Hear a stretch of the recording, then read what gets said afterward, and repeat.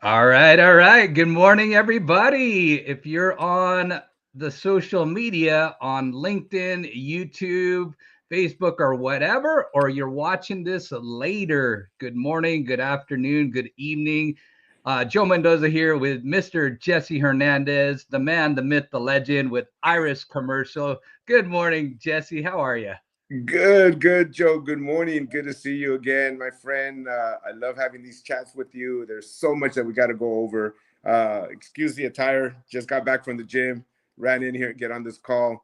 It's that important to me, so I had to leave a little early to get in here and be on time, my friend. I love it. I love it. Same thing here, man. I was struggling this morning, had a big golf tournament last night, had a lot of fun, but my why is so much bigger. And that's where you got to keep going and keep persisting. So if you're watching this, we're going to drop some words of wisdom as well. It's not just about real estate. So I'm glad, audience, that you are here. Learn from two greats here. We've been at the game a long, long time in real estate, and we both have some strong mindsets. Jesse went to the gym, and Jesse, do you want to share what you showed me earlier? Um, The what was it? temptation, the temptation. Oh my God, that's hilarious.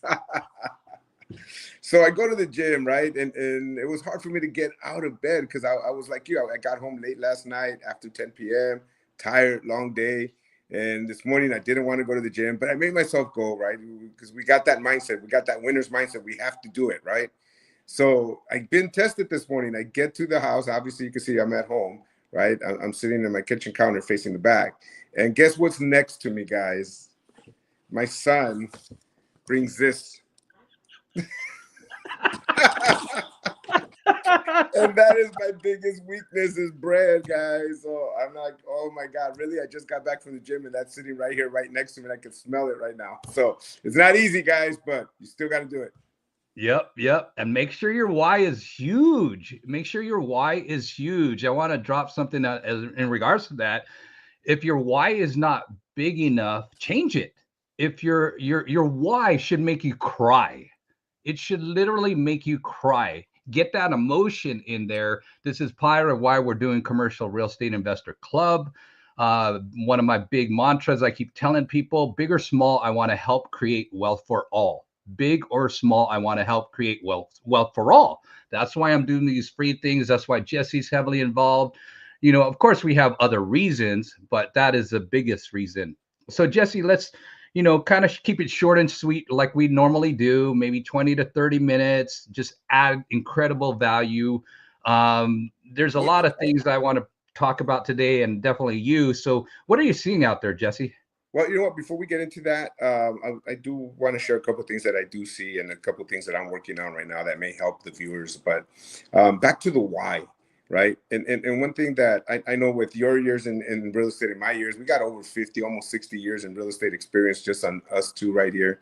Um, and what I've noticed is your why will change throughout your time period, right? Depending on where you're at in life is going to change. Because I remember my why, and I'm going to share a little bit with you, Joe.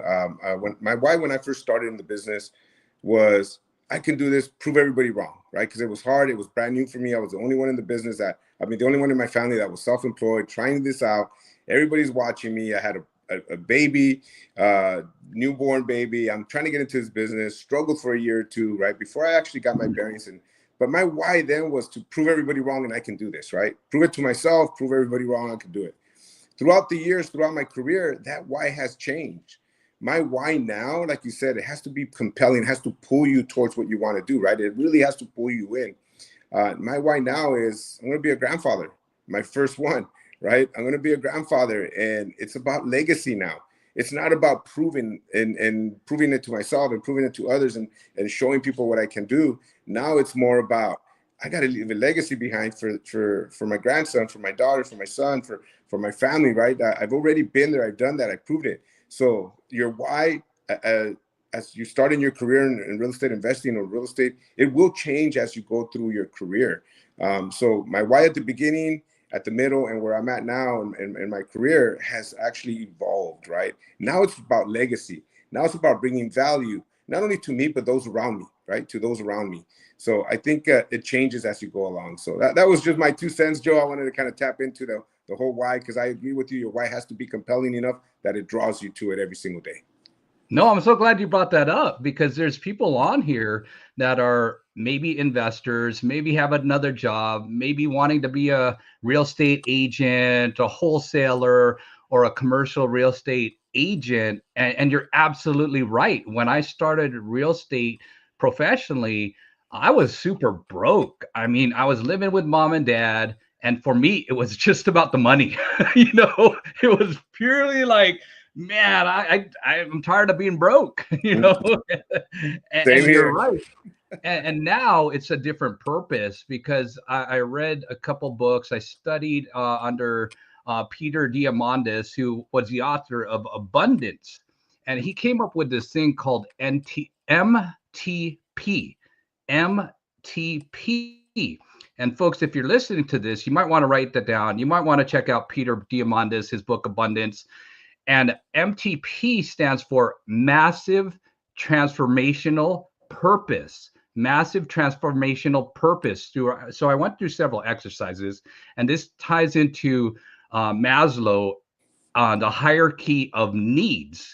And first, it's like just survive, right? Just get by, get food, shelter, clothing, your basics.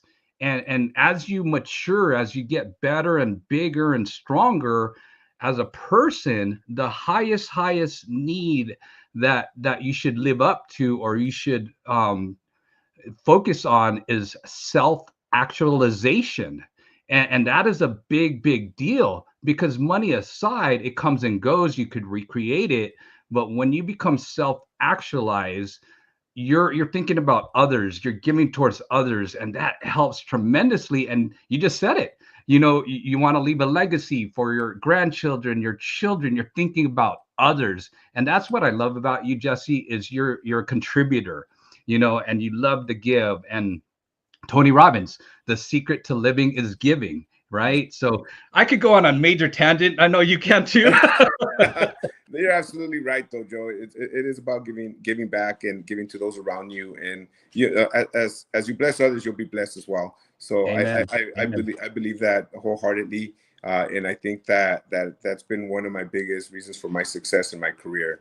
Because real estate is not an easy business, guys. But let's get back to what we're here for, right? Let's talk about the market, what's going on, and I really want to share one thing with you, Joe, that I'm doing right now. That I'm doing with my team to find these investment opportunities, and something that I read recently as well. And then I'm going to start off with what we're doing at our office.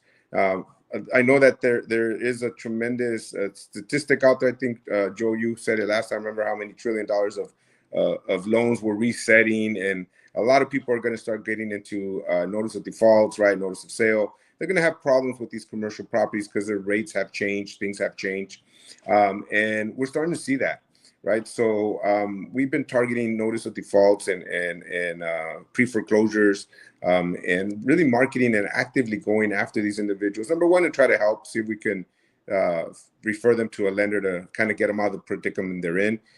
Number two, if they want to sell the property, great. Number three, if they just want to let go of the property, we'll see if we could acquire it and reposition the property itself, right? So just in our immediate area, LA County, nearby industrial property and mixed use and office space, there was over 200. Believe it or not, there was over 200 just in a quick radius around my office. It wasn't even that far out, right? And Los Angeles is huge, right? And we looked at the Las Vegas market, we looked at the Florida market, we looked at other different markets as well. So we're acquiring that data and we're marketing to these individuals. And I'm going to give you two stories that already came up this week, as a matter of fact. Number one was a property in Los Angeles near South Central. It had a little bit of fire damage, and it's an empty lot and a commercial mixed-use zone, a property with kind of like retail, light industrial, and you could have residential on top, right? Apparently, the buyer bought the property, started doing renovations, and he was a novice. And again, this is why you have to team up with people that know what they're doing, right? Got into trying to redevelop this property, putting retail in the bottom, residential on top, and then doing something with the parking lot, right? 2.5 years later, he's in foreclosure. Property is nowhere near done. There's sticks everywhere, right? 2x4s, exposed walls. Everything is loan is due, right? Going in foreclosure, and the guy's like, I'm wiped out. I'm wiped out. I just need to get rid of this property, right? So he's into it for about 680,000, I think. Reposition and complete the project will probably be 1.3 million, right? Those are the type of things that we're finding right now. And we got to be prepared and ready to take advantage of those opportunities. And that's the whole reason why Joe and I, we created the Commercial Real Estate Investor Club, was to show you how this is actually done, right? Give you the step-by-step action plan that it takes to not only find these properties, right, but acquire these properties. The second one is in the high desert. Is a standalone building, corner lot, busy street. It's a liquor store, and maybe I think it was 2 or 3 other little storefronts, right? Completely vacant. It's completely ran down. Obviously, needs new roofing. It needs to be redone. The property needs to be redone. I'm looking at that property, and this gentleman had it and owned it, and has his liquor store there for many, many years. But I'm looking at it as an investor. I'm thinking, you know what? Reposition is probably about high 6s to mid 7s, depending on the tenant mix that we can put in there and the rents that it will receive. But I'm looking at seeing if we can do an all cash offer at 350, right? And get him out of his misery. He gets some cash. We trick over the property. We got to rebuild the whole thing, and then reposition the property and throw it into the family portfolio for the grandson, right? It's not even going to be for me, for my daughter, for my son, right? Just throw it in the portfolio, let them handle it when their turn to take over and do what they have to do. So those are the things that I'm seeing out there right now, Joe. Those were just this week, right? Those were just 2 that I actually went to go visit this week. But what I read, and I'll tell you, something I read about was BlackRock. I'm sure most of you are familiar with BlackRock. They put together a fund to create the nation's largest commercial lender, right? They've already have earmarked about $8 billion with the B billion dollars that they're putting together so they can become one of the nation's largest commercial lenders. Why are they doing that?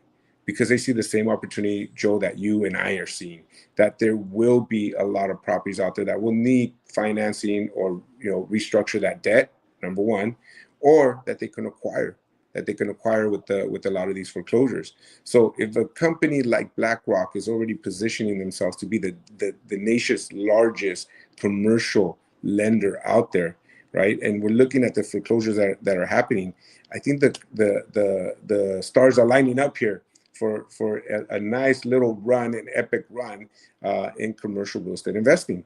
So I'm glad that people are tuning into our channel, and I'm glad that they're looking at our live streams, because these are the things that they need to be aware of, right? And it was just this week. So I'm excited about what's happening and what's going on, guys. So we got to take advantage of this. I hope that you guys can internalize what we're going through right here and what we're going through as an industry, and make some money on it. I totally agree with you, Jesse. I totally agree with you guys. Pay attention, because same thing here. I mean, Jesse's in Covina, up by past Riverside County, closer to LA County. I'm down in San Diego. I'm talking to people across the nation and hearing it's 2 different mindsets. In 2008, some people really lost everything. I did get some humble pie. Then in the same market, Jesse, people got extremely wealthy. So it's a matter of perspective. It's a matter of pivoting. It's a matter of looking at the opportunity, because where there's lemons, there's lemonades. And so we talked a little bit about mindset and the why, but I'll tell you what I'm seeing too, Jesse. I was at my business networking BNI meeting this week, and we're selecting a realtor because we lost our realtor. She resigned, and we're looking to fill that spot. I could have easily raised my hand, but I'm like staying in my lane. I want to stay focused on commercial. And so we had like 7 or 8 realtors in there. And Jesse, check this out. I went on the MLS right before the meeting. I printed out, scoured it real quick. And I was like, oh my God, this is a great deal. And so I had the realtors in the room, and there was like 7 or 8 just trying to get this position. And I go, hey, realtors, how much is it average cost per door in San Diego? And they said, okay, 450, 550, 650, blah, blah, blah, blah, blah, right? The starting point was 550. And then I go, hey, realtors, check this out, guys. And everybody in the room, there was like 20 something of us. Hmm. I go, well, look what I found on the MLS, the multiple listing service. And realtors, I hope you're paying attention to this because you have a way of thinking. So does Jesse I, commercial realtors and investors. The average cost per door, they were saying 550, 650, 750. And I found this property, an 11 unit, under $2 million, about 170 per door. And Wow. I was like, Wow. man, Jesse, check this out. It was In pushing San Diego area. San Diego. I don't know Wow. if finally somebody listened to me, but I only got so much time in today. Um, it was on the market, Jesse, for over 200 days. 200 days. So, Jesse, as an investor, what would you be thinking? Send an LOI right away, immediately. LOI, seller carry if possible, subject to all due diligence and inspections on the property. Yeah, definitely. I would send an LOI so we could tie that property up as we do our due diligence on it. I agree. I agree. Guys, you got nothing to lose on a letter of intent, an LOI. It says there, if you properly put it together, this is non-binding. And so if you submit LOI, LOI, LOI, LOI, it's kind of like fishing. Somebody's going to eventually bite. And so you got nothing to lose. So Jesse, I want to touch up a little bit on a few other things. I don't know how much time did you have, Jesse? Oh, I'm good. All We right, got a few good, minutes. Let's keep going. good. Okay, so you have an acquisitions assistant. I'm training a few new ones with me as well, teaching them the eyeballs to what to look for. And guys, there's some people who have a lot of time, some people who have very little time. I have very little time, I'm willing to admit. And Jesse, I'm sure you're the same, right? We got to stay in the lane and focus. So if Jesse and I starts to teach you, hey, look at the MLS, look for this. Look at the NOD list, look for this. It's a win-win, guys. It's a win-win. So I want you to embrace the fact that there is ways that teamwork makes the dream work. And this is what we're, putting out there as well. Oh yeah, definitely, Joe. I think what you're saying that there is some gold in that MLS, or whether it's the pre-foreclosures that I'm looking at here as an investor here in the LA area.